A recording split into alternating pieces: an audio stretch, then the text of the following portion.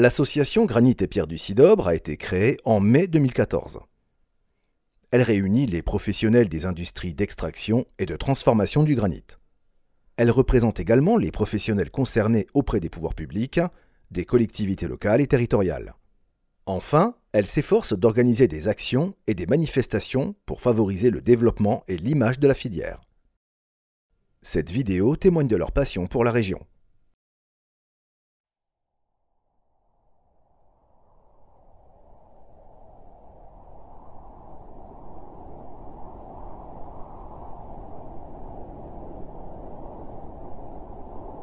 Écoute.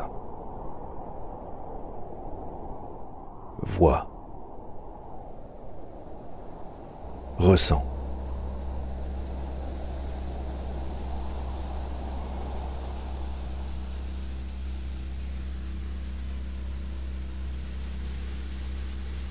Entends le vent. Endure la pluie. Regarde et constate par toi-même le pouvoir des éléments.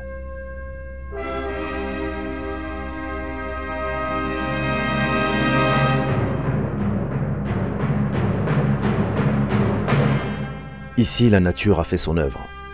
Admire ce que je suis dans le plus grand des mystères, dans ce que la terre a de plus grand.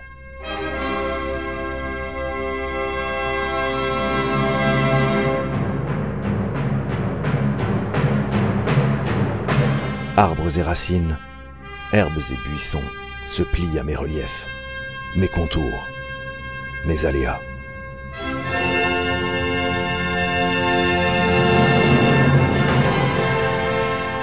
Je suis l'impossible, la singulière folie, l'inexplicable. Je mêle le plus grand des chaos au plus merveilleux équilibre. Le long des ruisseaux calmes et tranquilles, à l'affût d'un couvert impénétrable, dans mes sentiers ou sous le couvert d'un arbre, je suis à jamais, immuable. Et toi, voyageuse, chercheuse, curieuse en quête de tranquillité, qu'es-tu donc venue chercher? L'inspiration, le calme, la quiétude, ou bien juste l'abri d'un arbre pour sommeiller? Sais-tu seulement qui je suis?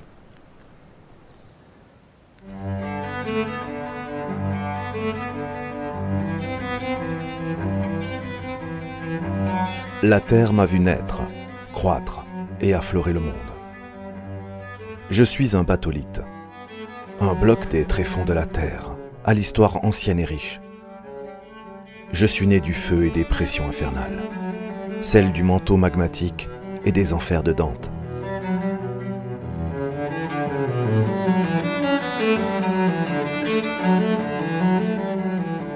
Bouillie informe, matière sans âme, j'ai vécu de multiples ères, refroidissant mon cœur si lentement qu'il se cristallisa. Mon alchimie, celle que tous m'envient par-delà les frontières, est la suprême harmonie de mes composants. Mica, quartz, feldspath, équilibre parfait entre roc immuable et pierre friable.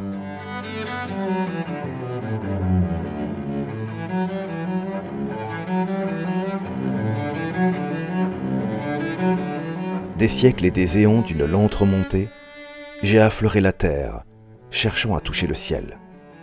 J'étais venu au monde, loin des hommes, 50 millions d'années avant votre apparition.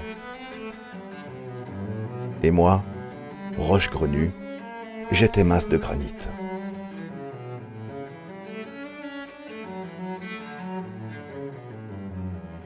L'eau et la pluie ont ruisselé, parcouru tant de sillons et de crevasses. Les années laissèrent leurs traces pour de ma prison de terre et de schiste me débarrasser. C'est l'eau qui fut ma force et mon architecte. Les blocs et roches cassèrent, tombèrent et donnèrent les formes et chaos d'aujourd'hui. Les vents et l'automne ont caressé mes reliefs, apporté le souffle du monde, surtout mes massifs et labans, érodant sans relâche de nouvelles voies, donnant vie aux animaux insolites, animant même jusqu'aux rochers tremblants.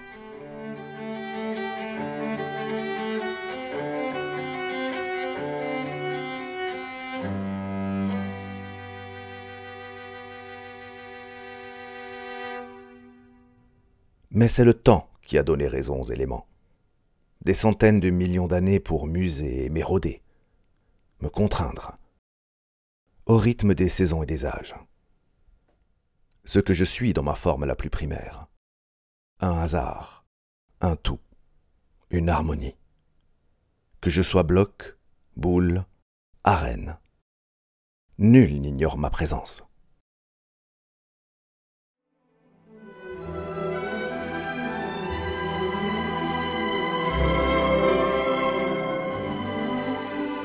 À peine était-il capable de se tenir debout que les hommes m'évitèrent, par crainte, par commodité, et leurs sentiers battus passèrent au large de mes frontières. Comment aurait-il pu aimer ma lande encombrée de blocs et de roches? Pourtant, les peuples anciens laissèrent leurs traces, fresques dans notre temps, indices de ceux qui foulèrent aux pieds mes espaces. Ils furent éleveurs, guerriers, rudes habitants d'une terre jugée par d'autres inhospitalière. Comment faire avec autant de rocs, de boules et de sagnes? Et que faire de terre tout juste bonne pour cultiver du seigle, du sarrasin et de l'avoine?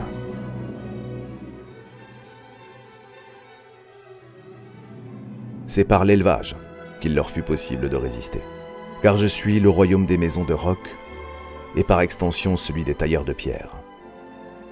Et les habitants eurent ainsi la réputation de solides gaillards, en dépit de leur pauvreté. Alors pourquoi vivre ici? Nul ne peut se déplacer dans mon royaume sans imaginer et ressentir. Rien ne peut préparer à la démesure, l'irrationnel et le fantastique de mes espaces. On peut comprendre sans peine les émotions que les hommes éprouvèrent à la vue des animaux géants et des rocs gigantesques.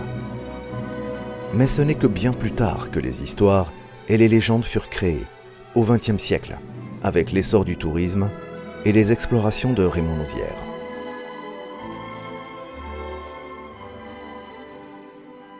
L'imposant roc de Loie en est un des plus beaux exemples.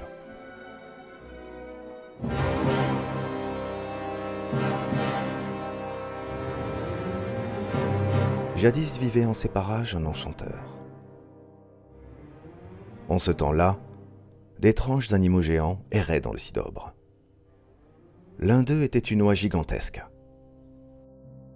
Chaque nuit, elle allait couver Saut-Neuf, non loin de Crémaucel. Mais avant le lever du soleil, elle devait avoir regagné la demeure de l'enchanteur auquel elle appartenait, sous peine des pires représailles. Il vint un jour où elle dormit trop longtemps et ne put regagner à temps le repère du magicien. Celui-ci, pour la punir, la changea alors en pierre. Il est dit que lors des équinoxes, par nuit de grand vent et de pleine lune, on entend frémir l'oiseau pétrifié. Peut-elle raconter ce dont elle fut témoin depuis son belvédère rocheux? Est-elle vraiment issue d'un peuple de géants? Ou du diable?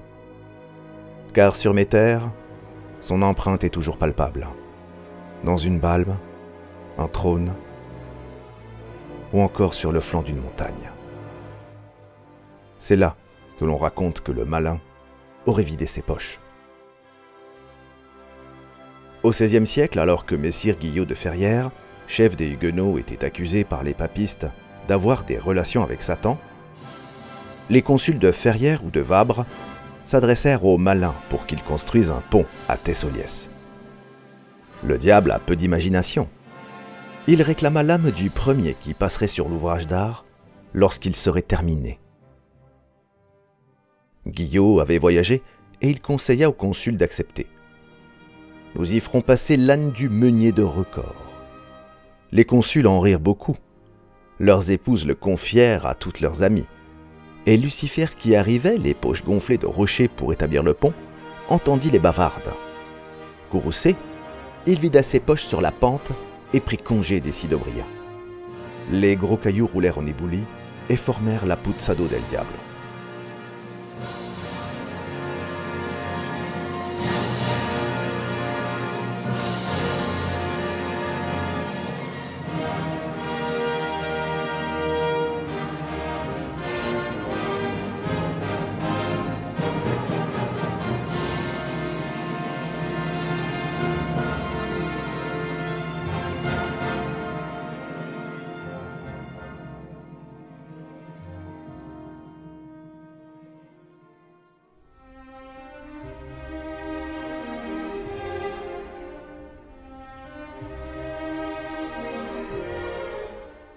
Au début du XXe siècle, je reste difficilement accessible, hormis pour se rendre à la Crouzette et Saint-Salvi. Mais la création d'une voie de chemin de fer et l'essor du petit train permet l'accès au nord du massif et le développement du tourisme. Photos et visites renforcent l'attrait du public pour mes espaces extraordinaires. Ainsi est amorcé le changement qui conduira à la transformation et maîtrise de l'environnement.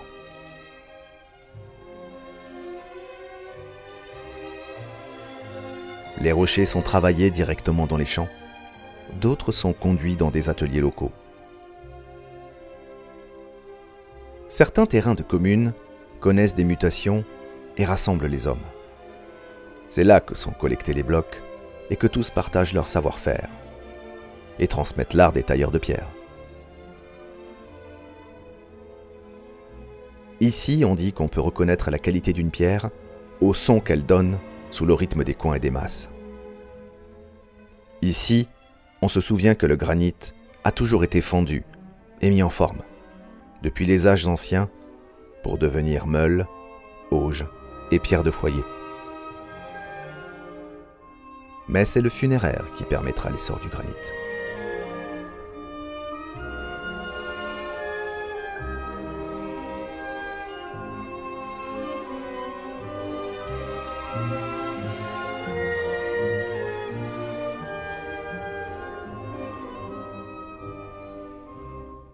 Dans les années 60, l'industrie connaît une croissance importante. Les boules et pierres posées dans les landes ne suffisent plus. Et c'est au travers de carrières à la taille variable que les tailleurs de pierre extrairont le granit pour le transformer. Aidés par des outils et des machineries complexes, on peut désormais aller chercher la pierre plus profondément sous terre.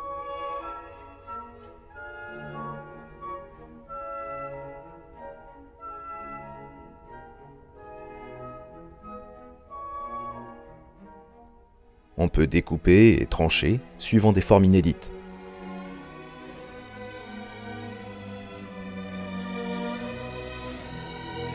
Les anciennes techniques sont améliorées, tandis que d'autres apparaissent.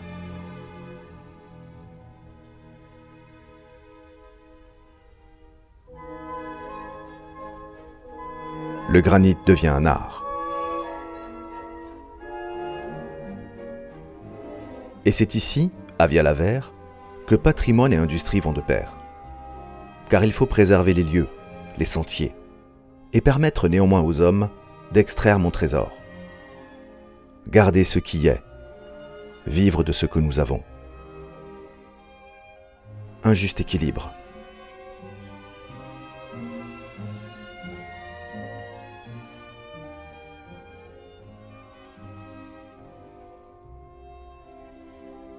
Car ce que je suis est valorisant pour tous. Qu'il s'agisse d'une pierre taillée de l'un d'homme ou d'un sentier mystérieux à l'ombre de colosses de granit.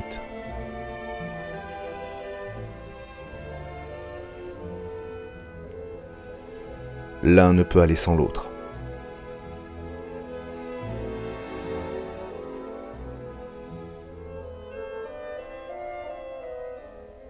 Tu te perdras sur le sentier des merveilles, dans un chaos, une combe ou un chemin étroit.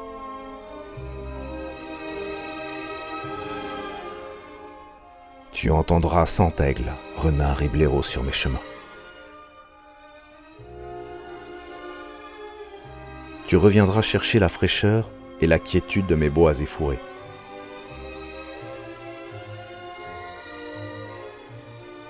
Je suis né du feu, extrait de la terre. Je suis de roches, de cristaux et de pierres. Je suis le rêve, la flânerie, depuis les creux de feuillebois jusqu'aux prairies de camp-soleil. Je suis la quiétude d'un cours d'eau, depuis les sources secrètes jusqu'au lac du Merle. Je suis de tous ces lieux éclairés par ma présence, façonnés par le temps et par les hommes. Je suis Sidobre.